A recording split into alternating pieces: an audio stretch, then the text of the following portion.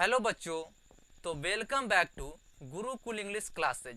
तो आज के हम इस वीडियो में रिफ्लेक्सिव प्रोनाउन और इंफेक्टिव प्रोनाउन के बारे में पढ़ेंगे और इस वीडियो को देखने के बाद रिफ्लेक्सिव प्रोनाउन और इंफेक्टिव प्रोनाउन की पहचान मात्र 2 सेकंड में कर सकते हैं। तो चलिए शुरू करते हैं। रिफ्लेक्सिव प्रोनाउन में होता है किसी भी कार्य को करने वाला व्यक्ति, जैसे हम कोई काम कर रहे हैं, जैसे हम पढ़ाने का काम कर रहे हैं, तो किसी भी काम को करने वाला व्यक्ति तथा उसका फल भोगने वाला व्यक्ति एक ही हो, मतलब कोई भी काम को करने वाला तथा उस फल को भोगने वाला व्यक्ति जब एक ही हो तो उसे रिफ्लेक्सिव प्रोनाउन कहा जाता है। तो कार्य को करने वाला तथा उस फल को भोगने वाला एक ही व्यक्ति या जानवर हो तो उसे रिफ्लेक्सिव प्रोनाउन। जैसे कि I saw my self in the mirror, मैंने मिरर में किसको देखा? अपने आप को, खुद को ही मिरर में देखा। तो कार्य को मैं खुद ही कर रहा हूँ, मैं खुद क्या कर रहा हूँ? कैमरा, जैसे कि मैं यहाँ पे खुद कैमरा में देखने का काम कर रहा हूँ, तो मैंने खुद करा और मैं अपने आप को ही देख रहा हूँ।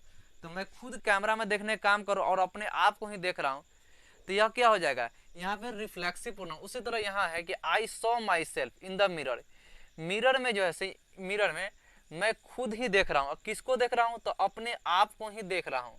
जो अपने आप को ही देख रहा हूँ, तो यहाँ पे जब माई सेल्फ क्या हो जाएगा? रिफ्लेक्सिव प्रोनाउन हो जाएगा। इसका ट्रिक मैं लास्ट में बताऊंगा कि कैसे पहचान सकते हैं ट्रिक के साथ। इंफेक्टिव प्रोनाउन, इंफेक्टिव प्रोनाउन में होता है कि कार्य को करने वाला तथा उस फल को भोगने वाला, कोई भी कार्य कर रहे हैं, उस कार्य को करने वाला तथा उस फल को भोगने वाला, जब दोनों अलग अलग व्यक्ति हो, जैसे कि पढ़ाने का काम हम कर रहे हैं और पढ़ने का काम आप कर रहे हैं, तो दोनों कार्य को करने वाला अलग अलग व्यक्ति है। जब अलग अलग व्यक्ति हो तो वहां पे हम इंफेक्टिव प्रोनाउन कहेंगे।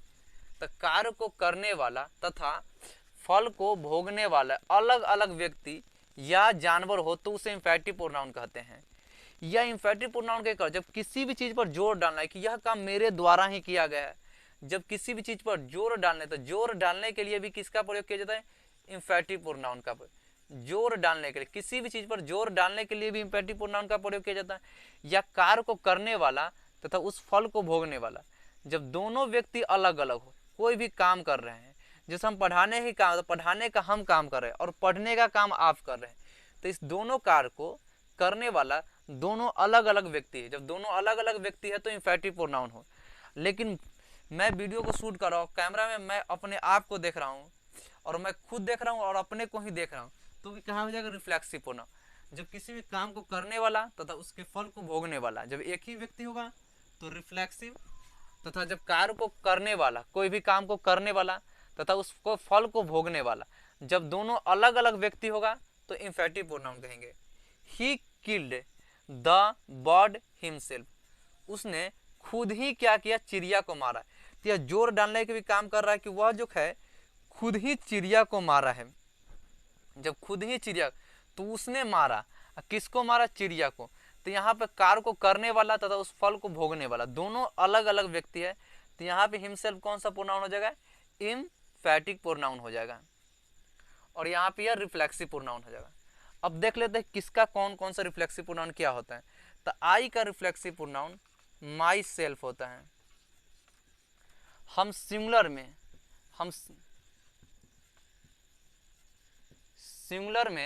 हम सेल्फ जोड़ते हैं और प्लुरल में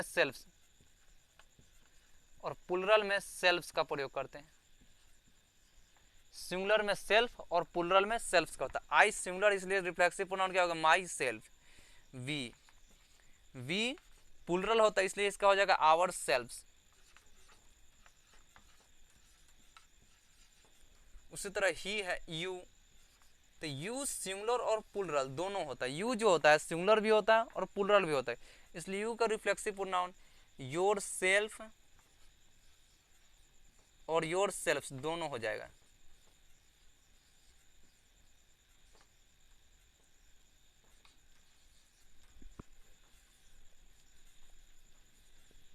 अब उसके बाद आते हैं ही सिंगुलर होता है, तो ही का रिफ्लेक्सिव प्रोनाउन हिमसेल्फ।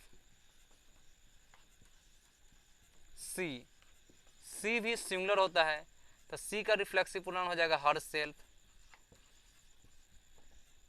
इट भी सिंगुलर होता है, इट का रिफ्लेक्सिव प्रोनाउन इट सेल्फ। उसका दे प्लूरल होता है, तो दे का जो रिफ्लेक्सिव प्रोनाउन हो जाएगा देम सेल्फ।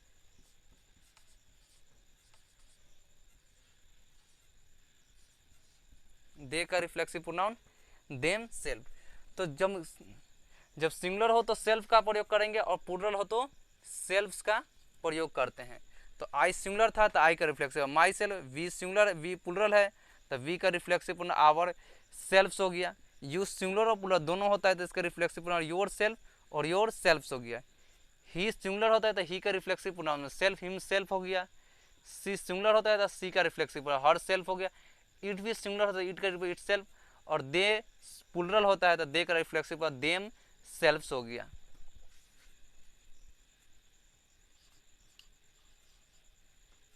देम सेल्फ्स।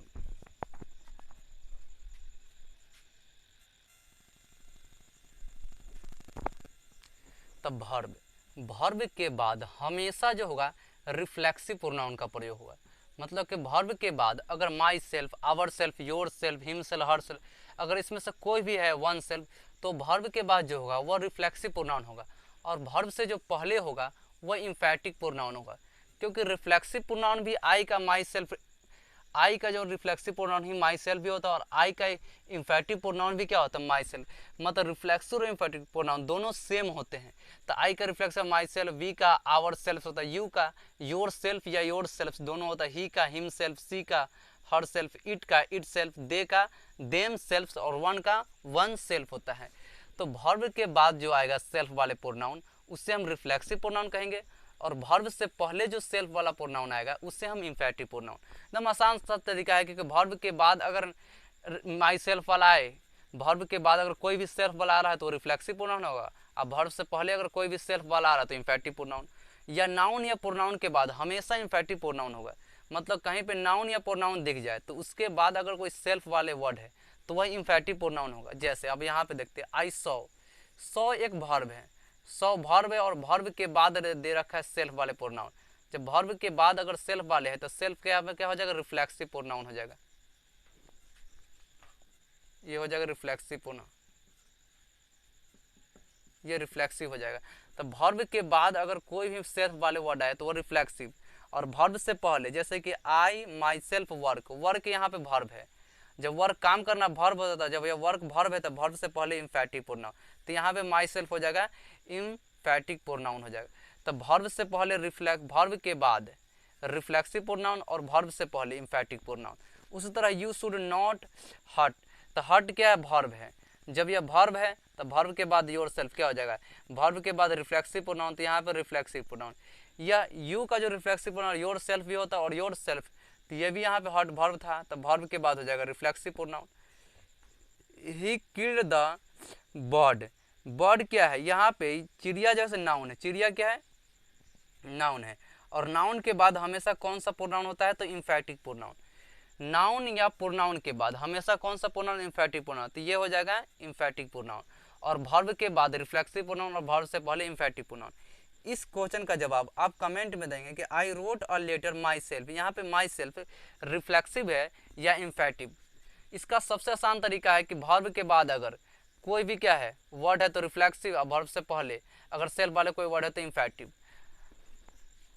अगर वीडियो पसंद आया हो तो लाइक सब्सक्राइब एंड शेयर करें। थैंक्स।